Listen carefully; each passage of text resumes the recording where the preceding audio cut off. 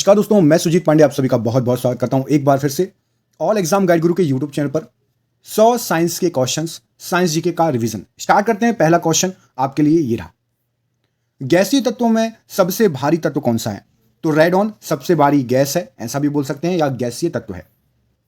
हमारे शरीर में सबसे मजबूत तत्व कौन सा होता है? तो दांतों का इनेमल सबसे मजबूत होता है। सर्वाधिक विद्युत चालक तत्व कौन है? तो चांदी सर्वाधिक विद्युत चालक तत्व है। मिट्टी में क्षारकत्व को घटाने के लिए किस चीज का प्रयोग किया जाता है? जिप्सम का प्रयोग किया जाता है। पीले फास्फोरस को कहां रखा जाता है? जल में रखा जाता है। मनुष्य के लिंग निर्धारण किसके गुणसूत्रों पर निर्भर करते हैं? तो पुरुष गुणसूत्र पर। किसका प्रयोग प्रकाश उत्पन्न करने के लिए किया जाता है? तो एसिटिलीन का प्रयोग किया जाता है। हृदय से शरीर में रक्त परिभ्रमण में लगभग कितना समय लगता है? तो 23 सेकंड में हृदय से पूरे शरीर में आपका रक्त घूम जाता है। हंसाने वाली गैस को क्या कहा जाता है? तो नाइट्रस ऑक्साइड कहा जाता है। सबसे तेज तंत्रिका आवेग कितने किलोमीटर प्रति घंटा होती है? तो 532 किलोमीटर प्रति घंटा। यदि किसी द्रव में घुलनशील पदार्थ मिलाया जाए तो द्रव का पृष्ठ तनाव पर क्या प्रभाव पड़ेगा? तो पृष्ठ तनाव बढ़ जाएगा। स्वप्नों के अध्ययन को क्या कहा जाता है? तो ओनिरोलॉजी कहा जाता है। गुर्दे का भार लगभग कितना होता है? 150 ग्राम गुर्दे का भार होता है। गुर्दे को क्या कहते हैं और कमेंट करके बताओ। पहला कार्बनिक पदार्थ कौन सा था जो प्रयोगशाला में बनाया गया? तो यूरिया।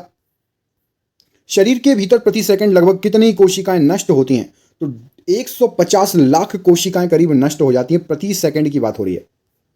जैव प्रकाश का स्रोत क्या है? तो जुगनू एक जैव प्रकाश का स्रोत है। जुगनू देखा है आप लोगों ने? एक बार सांस अंदर लेने में सामान्य वयस्क लगभग कितनी हवा अंदर लेता है? तो करीब करीब 500 ml। मनुष्य के सौंदर्य के अध्ययन को क्या कहा जाता है? तो कैलोलॉजी कहा जाता है। अगला क्वेश्चन, यूरिया में कितने प्रतिशत नाइट्रोजन की मात्रा होती है? तो 46% नाइट्रोजन होता है यूरिया में। 1 किलोग्राम शहद से लगभग कितनी कैलोरी ऊर्जा प्राप्त होती है? तो 3500 कैलोरी ऊर्जा प्राप्त होती है। जीवन की उत्पत्ति के समय क्या नहीं था? तो ऑक्सीजन नहीं थी।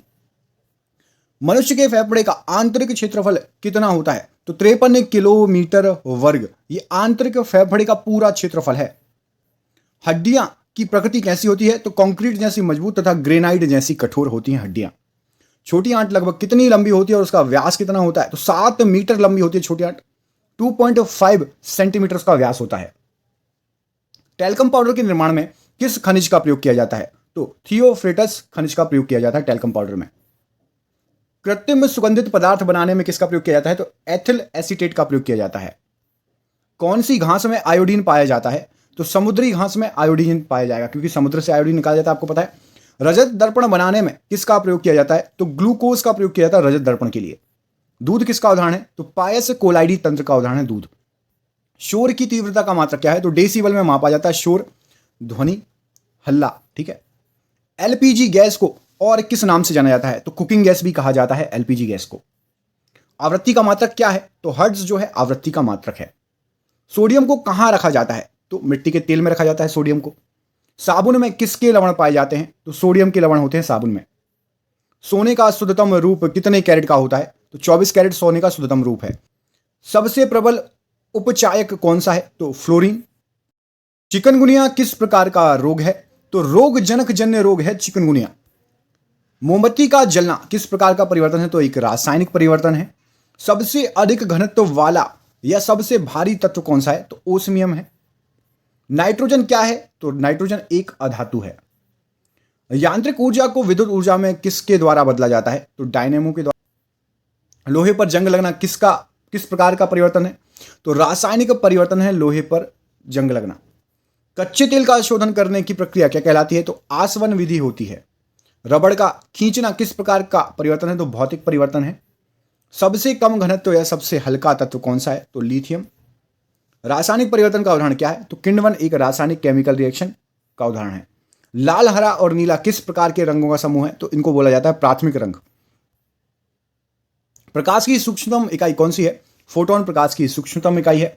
सर्वाधिक समस्थानिक किस में होते हैं? तो पोलोनियम में होते हैं 27 समस्थानिक। विद्युत धारा का मात्रक क्या है? तो एम्पियर विद्युत धारा का मात्रक है। नोबेल क्या है? तो नोबेल एक धातु है। रक्त समूह की खोज किसने की थी? तो लैंडस्टीनर ने की थी 1902 में। सर्वग्राही रुधिर कौन सा है? तो ए बी सर्व ग्राही रुधिर वर्ग है।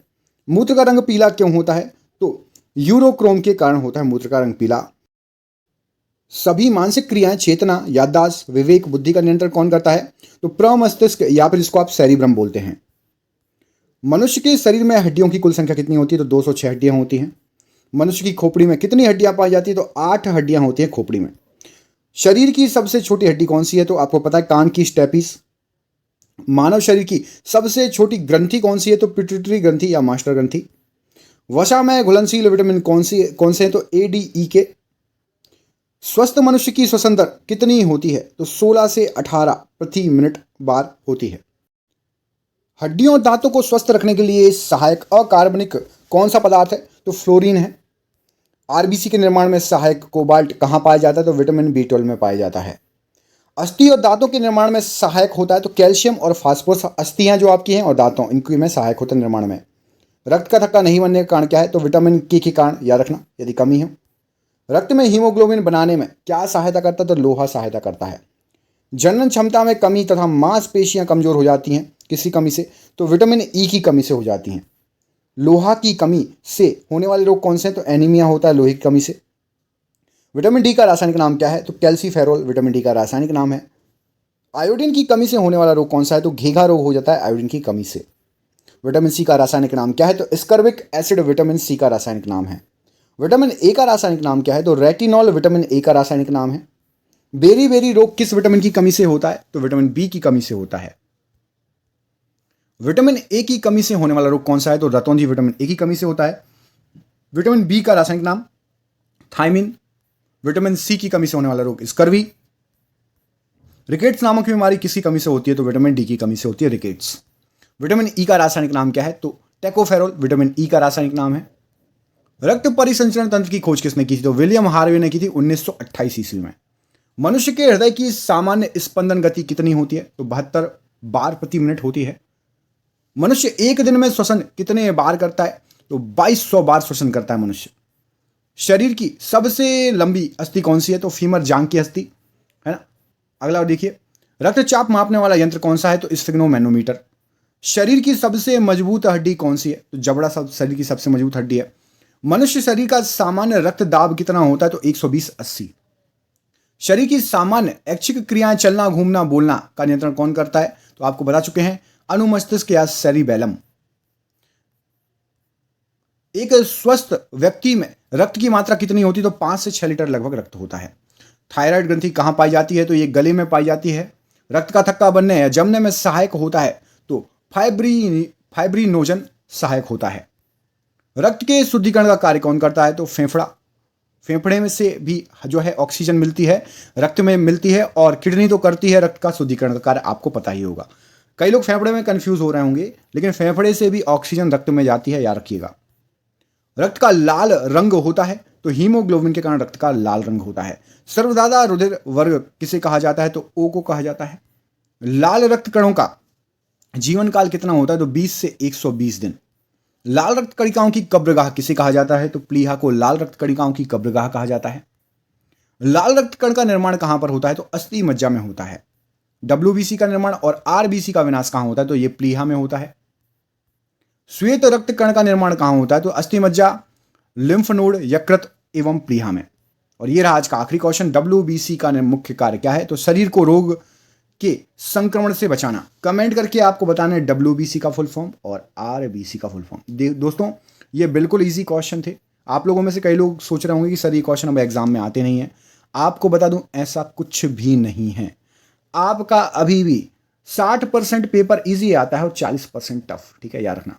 और आपको बता दूं, ये 60 में से जो 60 लाता है सिलेक्शन उसका होता है, क्योंकि ये 40 सबके लिए टफ होते हैं, इसमें से केवल आपको 20 नंबर लाना है। तो यदि आपको ये क्वेश्चन इजी लग रहे हैं, मैं तब मानूंगा इजी जब आप में से 100 में से पूरे 100 बन गए। यदि आपसे एक भी क्वेश्चन गलत हुआ या एक भी क्वेश्चन आपने नया पढ़ा है, तब तक आप दूसरों से पीछे हैं। जिस दिन आपके 100 में से 100 सही जाने लगे, तब आप पेपर को या क्वेश्चन को इजी बोलना, ठीक है। तो रिवीजन करते रहो 100 के 100 जिस दिन, जब तक आपके 100 के 100 सही ना होने लगे। कोई ऐसा है जिसने 100 के 100 देखे हों और 100 के 100 उससे बने हों? कमेंट करके जरूर बताना। हम आपसे मिलेंगे अगले वीडियो में, तब तक के लिए आप अपना ख्याल भी रखिए। आप सभी का बहुत बहुत धन्यवाद दोस्तों। चैनल पर नए हैं, चैनल सब्सक्राइब कर लीजिए, वीडियो दोस्तों के साथ शेयर किया कीजिए। मिलते हैं अगली वीडियो में, अपना ख्याल रखिए, बहुत बहुत धन्यवाद।